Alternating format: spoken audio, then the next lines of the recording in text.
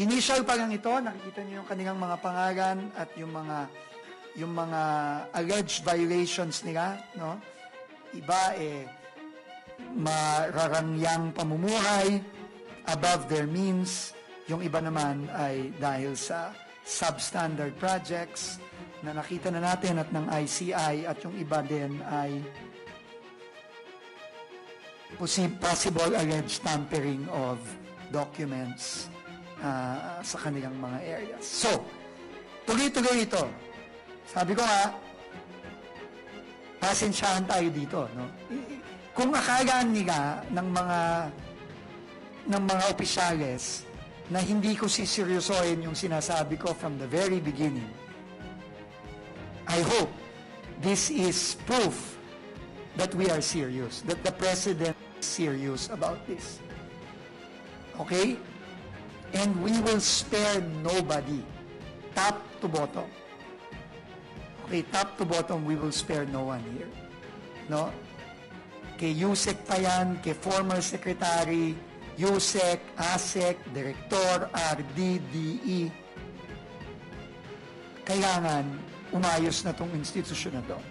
And it starts with accountability. Kailangan managot. At hindi lang titigil sa administrative charges ito. Uulitin ko, hindi lang titigil sa administrative charges ito. Kung may ebidensya na kasabwat sila sa mga maanumalyang proyekto, lahat yan mananagot at isasubmit natin lahat ito sa ICI. Okay? So, simula pa lang ito, at hindi ako magtataka kung linggo-linggo mayroong bagong ganitong listahan. Okay, so ulitin ko. Sa mga kawani ng DPWH, number 1, sumunod kayo sa 2 order na ginabas namin to cooperate fully with ICI at i-preserve at i-submit lahat ng dokumentong required ng ICI. Meron na kayong kopya ng orders na ito, isinapubliko na namin ito, kailangan silang sumunod. Kung hindi sila sumunod, ganito din ang mangyayari sa kanila.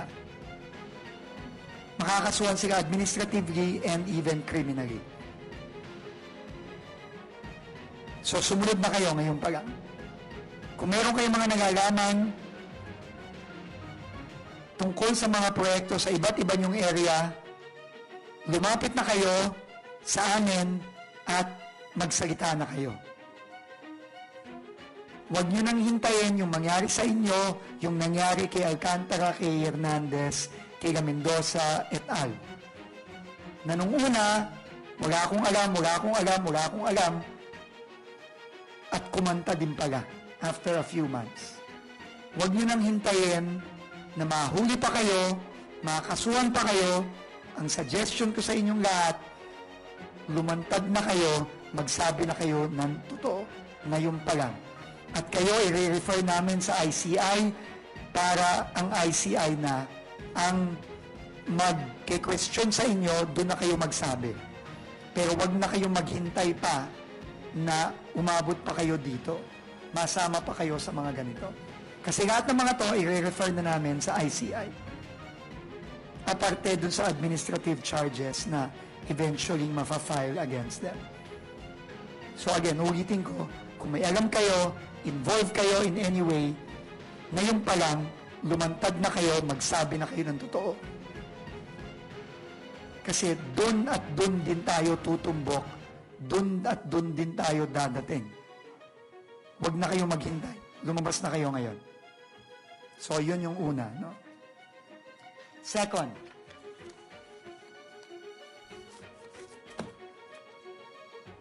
nung nakaraang linggo, ako po ay sumulat sa, at alam nyo na to, in-announce ko po to nung nandun ako sa Blue Ribbon last Thursday, in-announce ko na sumulat po ako sa LTO, LRA, CAAP at Marina para sa mga iba't ibang potential assets ng mga kinakasuhan natin.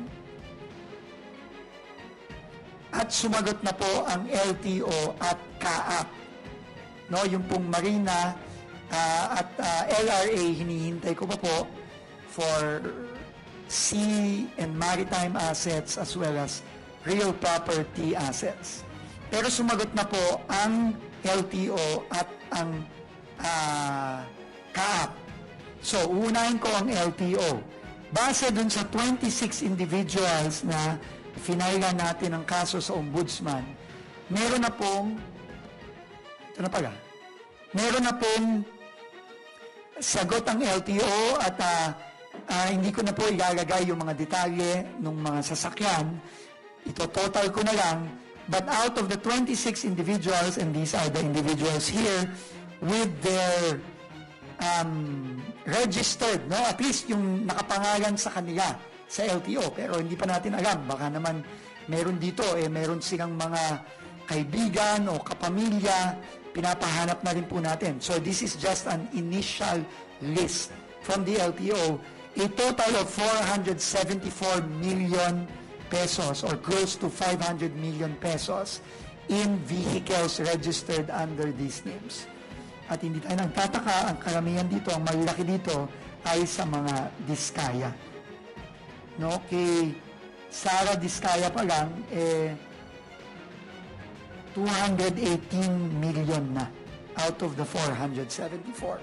So we will submit these today to the AMLC, to the Anti-Money Laundering Council. May sulat na po ako kay Attorney Matthew David na ginagagay lahat nitong mga sasakyan na to at sa DOJ at sa ICI. So I have written 3 letters to AMLC, ICI, and DOJ submitting to them the list of initial list of cars and vehicles, no, na binigay sa atin ng LTO. Again, uulitin ko, bakit natin ginagawa ito? Dahil po ang direktiba ng Pangulo, hindi sapat na makasuhan, hindi sapat na makulong, kailangan ibalik natin ang pera ng ating mga kababayan.